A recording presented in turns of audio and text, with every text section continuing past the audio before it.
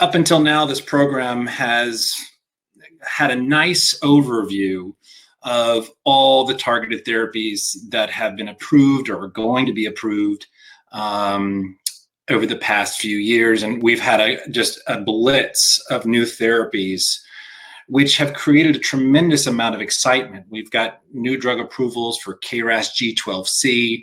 We have potential approvals for HER2. We have a new drug approval for EGFR exon 20, all within the past 3 months. So we've come a long way. And who would have thought 15 years ago that, we're talking about the majority of our patients receiving some sort of targeted therapy for a potential mutation that they may have in their lung cancer. And so targeted therapies have obviously made a huge splash. I think this has created a lot of excitement for physicians. It's created a lot of excitement for patients. I think there, however, some confusion now about where immunotherapy fits into all of this. Parallel to the targeted therapy approvals and to all the understandings that we've gotten genomically from tumors, has been also a track of new approvals for immunotherapy. These drugs work a little differently than targeted therapies, perhaps not as selective for tumors like for targeted therapies, but we know that there's a tail of the curve for these types of drugs. And so I view this as, two separate tracks, the targeted therapy tracks and the targeted therapy track and the immunotherapy track. And I think the question really is, will these tracks ever intersect or converge, or have they? So this is a very long-winded intro to start the questions and really pick the minds of both Dr. West and Dr. Piotrowska, Jack and Zosia. I hope I can call you by first names. What is the role for immunotherapy, if any, for patients that have driver mutation-positive disease? So we'll start with the first question. Is there a role for single agent immunotherapy ever for a patient with a driver mutation? I think we know that patients that have driver mutations, we try to start them on targeted therapies if they're approved in that space. But the question comes is there a role for single agent immunotherapy on down the line? Is there a role even first line? So Jack, I'll throw it to you first. Your comments are your thoughts on where this plays out in your clinic and where you see this heading. I think there are a few points to make that I would say that we should recognize that the different driver mutations are distinct entities, and so we shouldn't wrap them all up as monolithic. That ALK may be among the least active, but I wouldn't paint them all with the same brush. And KRAS and BRAF V600E and some of the others seem to have pretty good activity in patients with or immunotherapy seems to have activity in these patients. I wouldn't want to say that they should be favored as a first-line therapy. I think one point I would make is that we wouldn't want to presume that even for high PD-L1 that has the same meaning as it does in someone with as someone who doesn't have a driver mutation. We have seen some data that even in patients with high tumor PD-L1 and an EGFR mutation, you do not tend to get the same activity from pembrolizumab, for instance. But so I would say you wouldn't want to favor it as first line. You're almost just essentially always going to want to favor the driver mutation, the targeted therapy. I would again say that it depends. Some are more than others.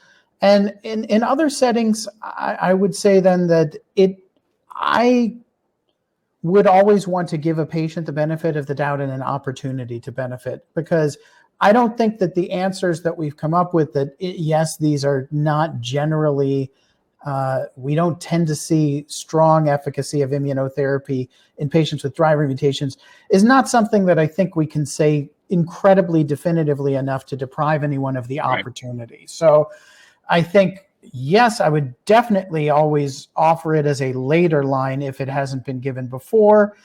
And we're going to also learn more. We have important trials like Keynote 789, which is a study of chemotherapy after EGFR inhibitors, usually going to be osimertinib, and then we would favor, say, carbo and pemetrexed, Alimta, with or without the pembro, the Keytruda added to that. We need to get data to answer that question. But until then, I think either of these approaches is very reasonable. So overall, I would say as a single agent, I would definitely deprioritize it to later, but not keep them from having that chance.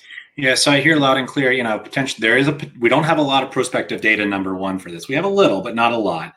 And two, there may be an opportunity on later lines of therapy. Three, maybe it depends on the genotype we're talking about when we're talking about the efficacy of these drugs. Zosia, how do you talk to a patient about the role of single agent immunotherapy? I think the EGFR and ALK story is a little bit easier to talk about, but maybe you can walk us through how you approach these conversations with those patients that are EGFR or ALK or other types of genotypes, and whether you think there's a role for single agent IO in this setting at any line. I think they're all great questions, and I agree with all the points that have already been made. I think we're getting to a point where we really can't lump all genotypes together, and I think that's really an important point to we have to think about them individually. They behave differently. For EGFR and ALK patients, who I think behave similarly in this respect, and with regards to their response to immunotherapy. I think, your question about how we talk to patients is incredibly important. This is a question that comes up all the time in clinic because there's a lot of hope and excitement about immunotherapy out there on the part of patients, families. There's a lot in the press. I have many patients who will come and tell me, if it's not, from them, it's, a family member told me about someone who, received immunotherapy and did great. And there's this, I think there's a lot of hope that immunotherapy brings, this tail on the curve, patients will have long-term responses. And so every patient asks about immunotherapy. And I think it's really important to distinguish, that there are different types of therapies that are best for different types of cancers. And I know earlier today, there was a lot of talk about biomarker testing and really trying to understand everything that we can about a cancer to help select the best therapy for that patient. And I view, selecting whether or not to use immunotherapy as part of that discussion. So when I first meet a patient, I want to know, do they have an oncogene driver that I can use a targeted therapy for? Do they have high PD-L1? How do we kind of think about those? For patients who have EGFR or ALK mutations, I think there's a lot of data to say that immunotherapy is less effective as first-line therapy. We know targeted therapy is really the best treatment for those patients up front. Then, it starts to become, I think, a more of a conversation in later lines of therapy. I think it's also important to point out that we do have data from some of the early immunotherapy trials that compared single agent immunotherapy to single agent chemotherapy. And although in the overall study population, immunotherapy was better than chemotherapy for kind of lung cancer patients as a whole, when you looked at EGFR patients, actually, in many cases, chemotherapy was more effective than immunotherapy. Based on that data, I will often reserve single agent immunotherapy as an option for later. I will often tell patients, let's try to exhaust our options for targeted therapy, maybe for clinical trials, even chemotherapy. Sometimes we talk about combinations of chemo and immunotherapy, and again, we can get into that, but single agent immunotherapy, I will often, given that we know it doesn't tend to work quite as well, leave for later lines of therapy.